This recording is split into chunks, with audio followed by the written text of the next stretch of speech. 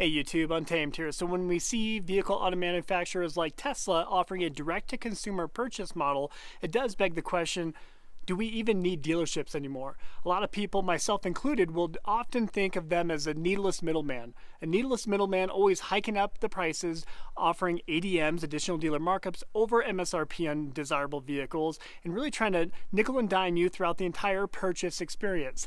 But the more I think about it, the more I'd actually kind of fall backwards on that idea. And I actually believe that there is value in having dealerships. So in today's video, I'm going to talk through a number of personal examples and personal testimonies why I truly believe there has been value added with having that human touch, that personal touch in the buying experience and selling experience, if we're being honest. So stick with me. And let's face it, the pandemic brought the worst out in many dealerships, right? Many of them charging those additional dealer markups or addendums over a sticker price just due to low supply.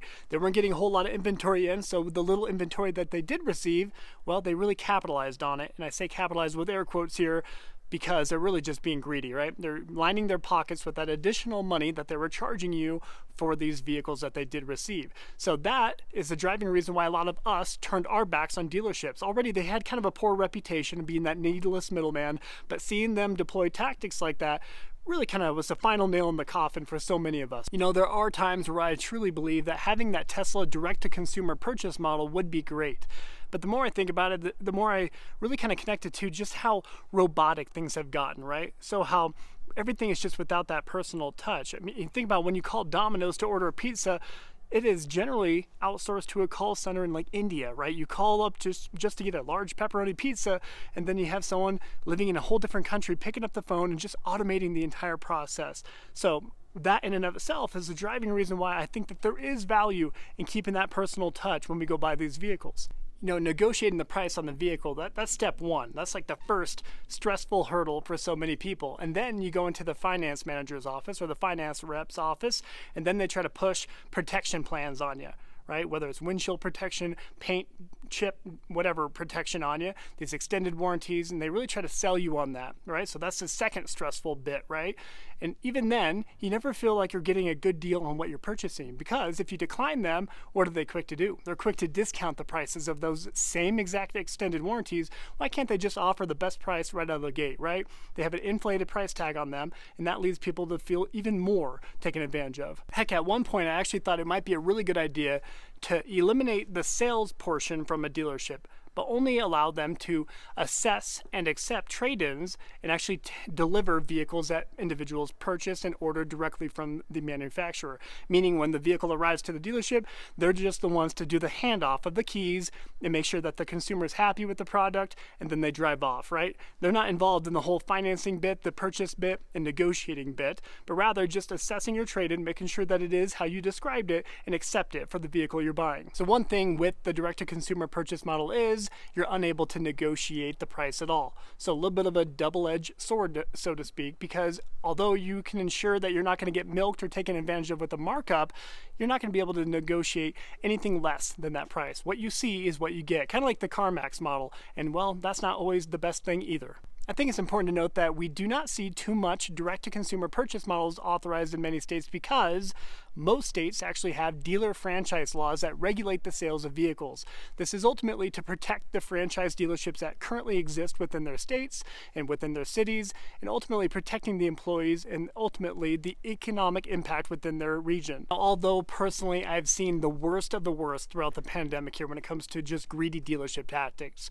But if you were to think about, if you were to bump into an issue with your vehicle that you purchase, any type of issue, imagine going through multiple call centers or perhaps even going through an app to try to get it resolved, right? Imagine how unappealing that would be, right? At least with a dealership nearby, if you have an issue with your vehicle and you have hopefully an existing relationship of some sort, you can go to that dealership and work with your sales rep, work with that GM, and hopefully they'll do the right thing and get your problem resolved. I, for one, have had a couple of very positive experiences since moving back here to Wyoming, working with my local Toyota dealership. The GM here, Kevin Harris, has really taken good care of me on a couple of different occasions where after I purchased a vehicle and I had an issue, and they were quick to resolve it both times. So I was very pleased with that. For the record, they really have no reason to, right? Because if you look at a lot of my older videos, what have I always done? I've kind of always poked and prodded at them, poked at their markups that they've done before, and well, they have every right to hate me. But instead, They've been very gracious and very kind, and they have been pleasant to work with. And even they have totally reverted, gotten away from markups, and they pledged to not do it moving forward, which is great. I mean, think about it. People absolutely hate going to a dealership. People would rather go to the dentist instead of going to a dealership because they have developed such bad reputations over the years, right? People feel as though no matter what they do, they're going to get the wool pulled over their eyes and they're going to get taken advantage of no matter what. And it's always such an exhausting experience too. If you physically go into a dealership, what do? They sit you down for an hour, 2 hours, 3 hours and go back and forth. Hey, let me talk to my manager. Let me ask my managers, back and forth, right? And they drain you. So people hate it, and rightfully so.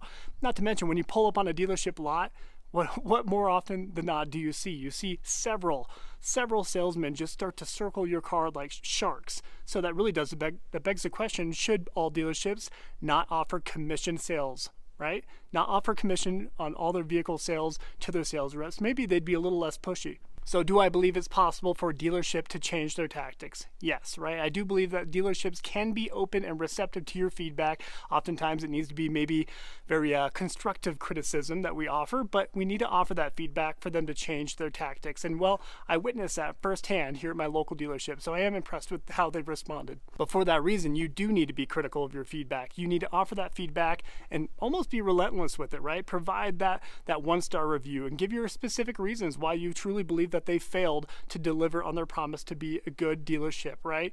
Provide that feedback, provide that harsh feedback, and hopefully a good dealership will be receptive, a good dealership will listen. So let me know your honest thoughts. Should we do away with dealerships?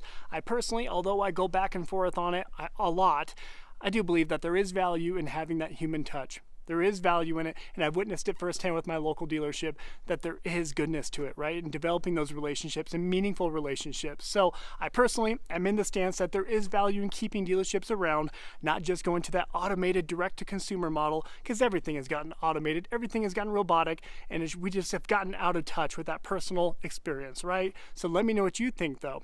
Would you prefer direct-to-consumer? So let me know your best and your worst experience, or either or, right? What have you seen a dealership deploy when it comes to greedy tactics? But also, let's not just be doom and gloom here. If you do have a positive story of you working with a dealership and them going the extra mile, share it. I'd be curious to hear it from you. I'd be interested in hearing your stories and testimonials. So let me know in the comment section. As always, I sincerely appreciate you taking the time to tune into my videos. If you enjoyed it all, please consider liking and subscribing. Your support means a lot. Until next time.